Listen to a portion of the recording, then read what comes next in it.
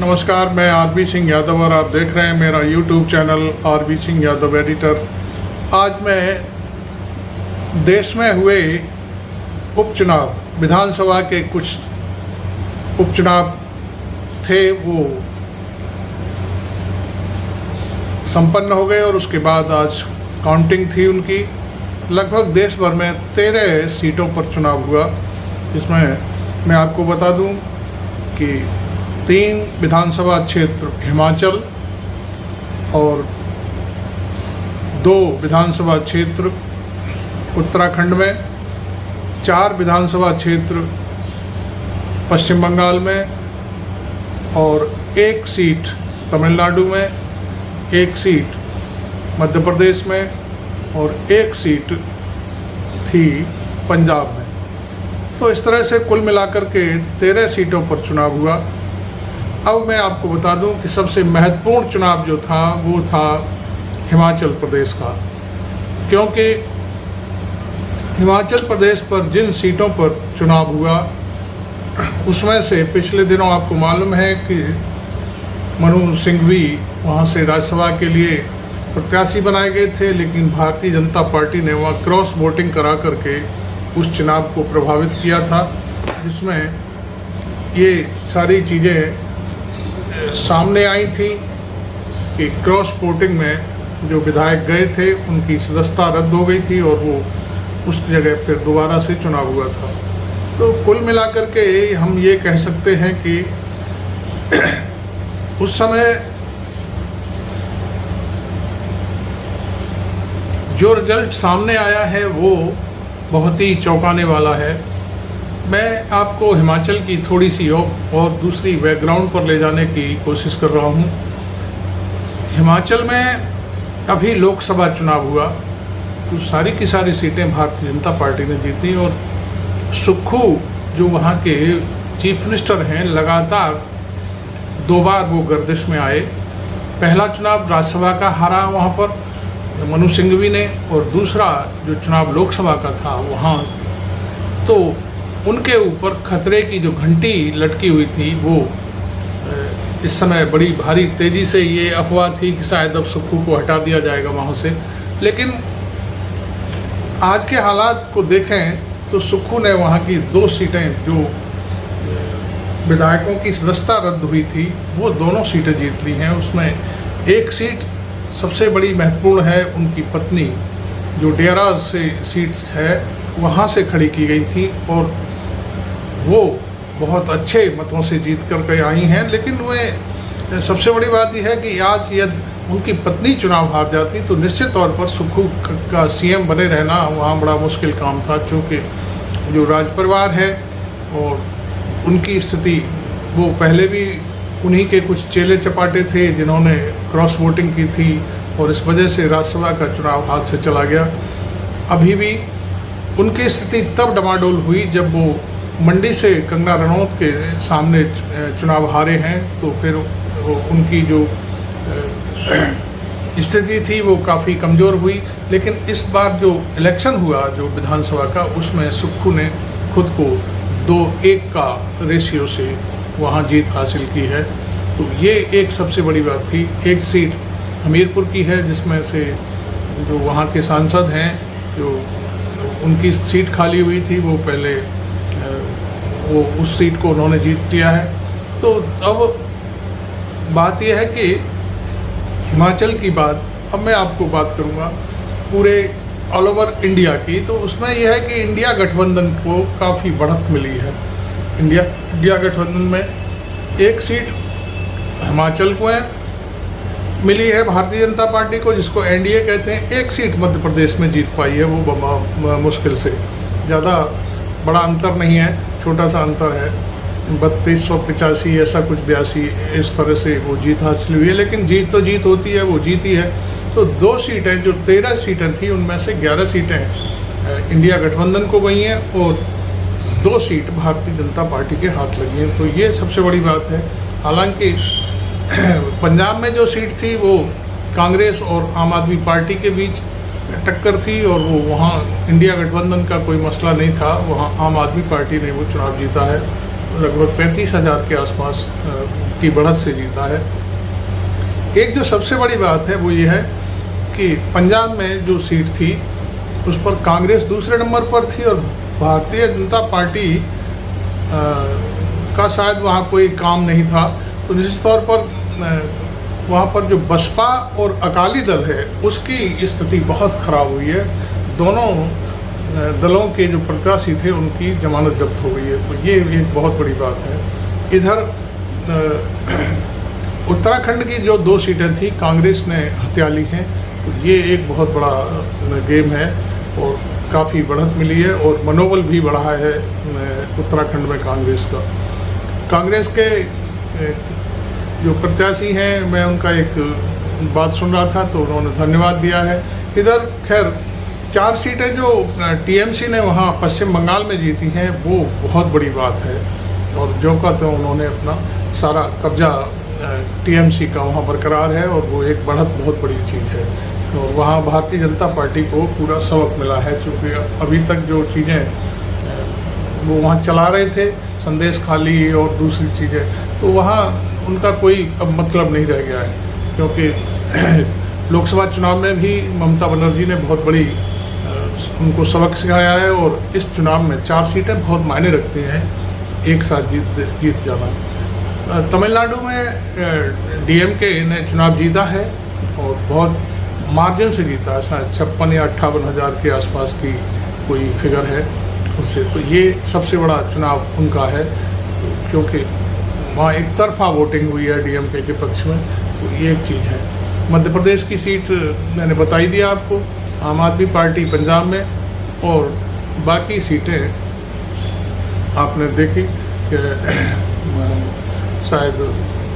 तो ये मैं जो बोलना चाह रहा था वो था कि ये जो चुनाव है, बाई इलेक्शन जिसको कहते हैं, बाई इलेक्शन में जो चीज़ें सामने आई वो ये है कि एनडीए की स्थिति बहुत ख़राब है। हिमाचल की जनता को प्रभावित करने के लिए बीजेपी ने कई हथकंडे अपनाए। एक कोई आपको जानकारी है, पिछले दिनों एक मुस्लिम ने एक पोस्ट किया, कुर्बानी की कोई तस्वीर लगा दी थी, उसको बीजेपी ने रंग देने की कोशिश की कि वो गौ हत्या का मसला था, गौ हत्या थी, लेकिन बाद में उसकी तफ्तीश हुई, जानकारी हुई तो वो गौ की हत्या नहीं थी बल्कि बकरी ईद का मसला था। तो वो ईद के समय जो कुर्बानी होती है उस टाइप की चीज़ें सामने निकल कर के आई। तो बहुत कोशिश की गई कि ध्रुवीकरण हो जाए हिंदू मुस्लिम का, लेकिन हिमाचल की जनता आप जानते हो कि वो बहुत ही देवतुल्य प्रदेश है, देवभूमि कहा जाता है, वहाँ पर देवताओं का निवास बोला जाता है। तो वहाँ की जनता ने भारतीय जनता पार्टी का जो ये हिंदू मुस्लिम का जो खेल था उसे नकार दिया और इस चुनाव में पूरा खुल करके सामने आ गया। तो ये एक बहुत बड़ी जो बात सामने आई है वो मैं आपके सामने रख रहा था। ये वहाँ पर बहुत बुरी गत हुई है भारतीय जनता पार्टी। अब मैं आता हूँ उत्तराखंड पर। अभी तक हम चर्चा करते थे अपने सभी वीडियोज़ में कि अयोध्या सीट जो लोकसभा जिसको कहते हैं वो सीट भारतीय जनता पार्टी हार गई। वहाँ मंदिर का निर्माण और जाने क्या क्या तमाम रामपथ बनाया गया, बहुत सारी चीज़ें थी, लेकिन वहाँ की जनता ने भारतीय जनता पार्टी को लोकसभा में नकार दिया। अब मैं उत्तराखंड पर आता हूँ। वो इसलिए एक महत्वपूर्ण सीट है कि वो भी देवभूमि का एक बड़ा हिस्सा है। यहाँ पर बद्रीनाथ एक तीर्थ स्थल है, आपको शायद मालूम होगा। अयोध्या भी एक तीर्थ स्थल है, लोग वहाँ पहले कम जाते थे लेकिन अब और ज़्यादा जाने लगे हैं। लेकिन बद्रीनाथ एक ऐसी जगह थी कि वहाँ पर लाखों की तादाद में लोग जाते हैं और बद्रीनाथ में वहाँ बुटोला ने 5000 से भी ऊपर की जीत हासिल की है कांग्रेस के नेता ने। तो ये सबसे बड़ी बात, एक झटका है। वहाँ पर तो उत्तराखंड में तो डबल इंजन की सरकार है। अभी तक धामी है उनका नाम, वो क्या कर रहे थे चीफ मिनिस्टर, शायद उन्होंने हमेशा से हिंदू मुस्लिम कार्ड खेलने की कोशिश की है। आमतौर पर आपने देखा होगा वहाँ तमाम लोग ऐसे हैं, मुसलमानों को टारगेट करते हैं, दुकानें खाली कर दो, व्यापार नहीं करने देंगे, इस तरह की बहुत सारी आपने देखा होगा मसले चले। लेकिन बद्रीनाथ सीट फिर भी हार गए। उत्तराखंड की दूसरी सीट मंगलौर है। वहाँ क्या कम हुआ था मामला, आपने देखा होगा। मंगलौर में हिंदू मुस्लिम का इतना ज़बरदस्त कार्ड खेला गया कि सारा ध्रुवीकरण हो जाए, ये हो जाए, वो हो जाए। लेकिन उसके बाद भी वहाँ जो कांग्रेस के प्रत्याशी थे, काजी मोहम्मद निजामुद्दीन, उन्होंने वो सीट निकालकर कांग्रेस को दे दी है। आपको मालूम है कि जब वोटिंग हो रही थी उस दिन भी कुछ बातें सामने आई थी, लोगों को वोट नहीं डालने दिया जा रहा था, ये सब चीज़ें चली। और उसके बावजूद भी वहाँ की जो हिंदू बाहुल जनता है, हिंदुओं ने काजी साहब को वोट दिया और वो सीट निकल कर कांग्रेस के हाथ में आई है। तो ये बहुत बड़ी बात है। और मैं समझता हूँ पुष्कर सिंह धामी वहाँ पूरी तरह से फेलियर नज़र आ रहे हैं। वो किसी काम के नहीं हैं, वो सिर्फ हिंदू मुस्लिम की राजनीति करते हैं। वो आरएसएस के आदमी हैं, आपने देखा होगा आमतौर पर उनकी जो फ़ोटो आती रहती हैं वो सिर्फ काली टोपी में और निक्कर में दिखाई देते हैं। तो वो आरएसएस को के जो लोग हैं उनको मैं समझता हूँ जनता अब देश में सबक सिखाने की ओर है और नकारती जा रही है।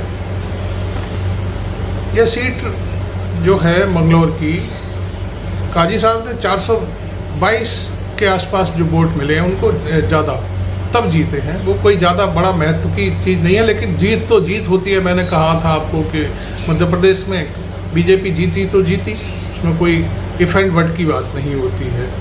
तो इस सीट की एक महत्वपूर्ण बात यह है कि इस सीट को जीतने के लिए पुष्कर सिंह धामी के सारे मंत्री, खुद वो इतने लोग लग गए कि मुसलमान वहाँ वोट नहीं डाल पाए। और उसके बावजूद भी वहाँ 2-0 का जो स्कोर सामने आया है, उससे मैं समझता हूँ कि अब इसने हालात ख़राब होने के बाद भी पुष्कर सिंह धामी वहाँ चीफ मिनिस्टर बने रहना चाहते हैं, तो ये एक भारतीय जनता पार्टी के लिए ठीक नहीं है। क्योंकि भारतीय जनता पार्टी के तमाम जो कार्यकर्ता हैं वो भी धामी से नाराज़ हैं, क्योंकि उनकी जो कार्यशैली है शायद वो पूरी तरह से प्रभावित करती है। तो 2 सीटें ये जो बद्रीनाथ डिस्ट्रिक्ट है और ये मंगलौर की सीट है, ये दोनों हार गई है। तो अभी मैंने आपको सारी चीज़ें पूरे देश की सिचुएशन से अवगत कराया। उसमें केवल सिर्फ और सिर्फ एक सीट जीत पाई है, वो है मध्य प्रदेश की। वो छिंदवाड़ा में कमलनाथ की कमजोरी की वजह से ऐसा हुआ है। कांग्रेस अभी तक वहाँ पर जो चीज़ें अभी समेट नहीं पा रही है, कांग्रेस का जो वजूद है वो पूरी तरह से वजूद में नहीं आ पा रहा है। कांग्रेस पार्टी वहाँ वजूद में नहीं आ पा रही है, जो कमलनाथ ने खुद को वहाँ का अपने को बहुत बड़ा नेता मान लिया है, और लेकिन वो जनता ने पूरी तरह से उनको नकार दिया है। मैं कमलनाथ पर फिर से 2-4 बातें कहना चाहूँगा। कमलनाथ खुद को भले ही अब बड़ा नेता कहने के लिए आतुर हों, लेकिन अब वो वहाँ बड़े नेता नहीं हैं। बड़े नेतागिरी जो उनकी थी, उनको मोहन यादव जो चीफ मिनिस्टर हैं मध्य प्रदेश के, उनकी जो बहुत बड़ी जो उन्होंने एक रणनीति के तहत इस सीट को जीता है, वो बहुत बड़ी बात है। और कमलनाथ की राजनीति को मोहन यादव ने ख़त्म कर दिया है। पहले शुरुआत के कुछ राउंड में लगा था कि शायद कांग्रेस आगे चल रही है, लेकिन अंत में आकर के वो सारा खेल ख़त्म कर दिया। तो मोहन यादव की जो स्ट्रेटजी है और वहाँ के जो भारतीय जनता पार्टी के जो प्रदेश अध्यक्ष हैं मिस्टर शर्मा, उन्होंने मिलकर के जो रणनीति बनाई उससे कमलनाथ को ख़त्म कर दिया। अब मैं चाहता हूँ या मैं जो बोलना चाह रहा हूँ वो ये है कि कमलनाथ की जगह राहुल गांधी को कोई नए नेतृत्व की ज़रूरत है, और वहाँ पर एक ऐसा छत्रप तैयार करना है जो पूरी तरह से भारतीय जनता पार्टी को शिकस्त दे सके। एक सीट मेरे जोड़ घटाव में रह गई थी, वो थी रुपौली सीट बिहार की। तो बिहार के बारे में मैं आपको बता दूं कि लालू यादव की पार्टी ने बीमा भारती को अपना प्रत्याशी बनाया था। बीमा भारती आपको मालूम है कि लोकसभा का चुनाव लड़ी थी और पप्पू यादव के खिलाफ। पप्पू यादव इंडिपेंडेंट चुनाव जीत करके संसद में पहुंच गए, बीमा भारती हार गई। बीमा भारती का पहले इस्तीफा हुआ था और वहां से फिर वो आरजेडी में शामिल हुई। आरजेडी ने बीमा भारती को इस बार अपना प्रत्याशी बनाया था। वहां पर जेडीयू और आरजेडी दोनों दलों के जो प्रत्याशी थे उन्हें खारिज करते हुए शंकर सिंह नाम के एक इंडिपेंडेंट ने वहाँ जीत दर्ज की और 8000 से ऊपर के आसपास उन्होंने जीत हासिल करके वहाँ अपना मुकाम एक निर्दलीय के रूप में बनाया है। कहने को तो ये सुनने में आया कि भाई पप्पू यादव ने बीमा भारती का समर्थन किया था, खुले तौर पर किया था, लेकिन अंदर खाने शायद जहाँ तक मेरा अपना सोचना है कि उन्होंने शंकर सिंह का पक्ष लिया था और वो शंकर सिंह इसी वजह से, पप्पू यादव की वजह से चुनाव जीते हैं। अब इसमें मैं कुछ खामियां बताऊंगा। आरजेडी जो अपना इस समय पैंतरेबाजी चल रही है, आरजेडी भूल कर रही है और पप्पू यादव को नकारने की कोशिश कर रही है। पप्पू यादव, मैं आपको बता दूं कि वो चीफ मिनिस्टर के पद की लाइन में अभी नहीं है। आरजेडी को उनसे क्या खतरा है? आरजेडी फालतू में पप्पू यादव का इशू बनाती है, जबकि पप्पू यादव चुनाव लड़ने वाले थे अपने क्षेत्र से, लेकिन कांग्रेस से उन्होंने कहा था मुझे एक सीट चाहिए जो मेरी अपनी परंपरागत सीट है। इस पर आरजेडी के जो चीफ थे लालू यादव और उनके बेटे तेजस्वी, उन्होंने उस सीट को कहा कि नहीं, ये सीट हम नहीं देंगे और वो सीट किसी और को दे दी। खैर जो भी हुआ, आपने मालूम है कि वो फिर पप्पू यादव वहाँ से जीत करके आए। तो ये सारी जो आरजेडी के जो फैमिली का जो रट्टा है वो इस समय उनकी राजनीति में आड़े आ रहा है और इस चीज़ को शायद फैमिली अभी समझ नहीं पा रही है, क्योंकि जब तक आप घर की राज और घर की राजनीति को अधिक से अधिक राजनीति में घुसेड़ेंगे तो फिर निश्चित तौर पर वहाँ आपकी हार निश्चित है। आप वो समझते हैं कि जैसे उत्तर प्रदेश में मुलायम सिंह यादव का परिवार हावी है, तो मुलायम सिंह यादव का परिवार का बंटवारा है, कोई कहीं काम कर रहा है, कोई कहीं काम कर रहा है और वो उनका एक स्ट्रेटजी बना रखी है उन्होंने। देखिए अभी जो अखिलेश यादव ने बनाई है पीडीए के नाम से, उस पीडीए के तहत उन्होंने टिकटों का बंटवारा किया है और उत्तर प्रदेश और बिहार की राजनीति में बहुत फर्क है।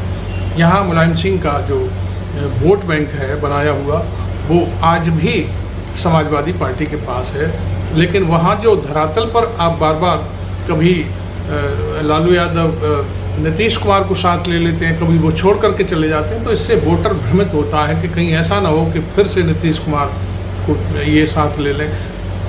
राजनीति जब की जाती है तो अपने फाले में खड़ा होकर के की जाती है और उसमें पेशेंस की ज़रूरत होती है। इसी तरह से वहाँ जो हार हुई है बहुत बड़ी आरजेडी की, आरजेडी तीसरे नंबर पर पहुँच गई है, जेडीयू से मुकाबला था शंकर सिंह का। तो ये सारी चीज़ें आपने देखी। आपको ये मेरा वीडियो कैसा लगा ज़रूर आप इस पर लिखें और अभी तक आपने मेरा चैनल सब्सक्राइब नहीं किया तो ज़रूर कर लें और इस मामले में ज़रूर लिखें कि एनडीए वर्सेस इंडिया का ये उपचुनाव पूरे देश का कहाँ तक क्या प्रभावित करेगा। अपनी राय ज़रूर मेरे इस वीडियो पर रखें, अपनी जो भी आप लिखना चाहें। Thank you very much. मैं आरबी सिंह यादव।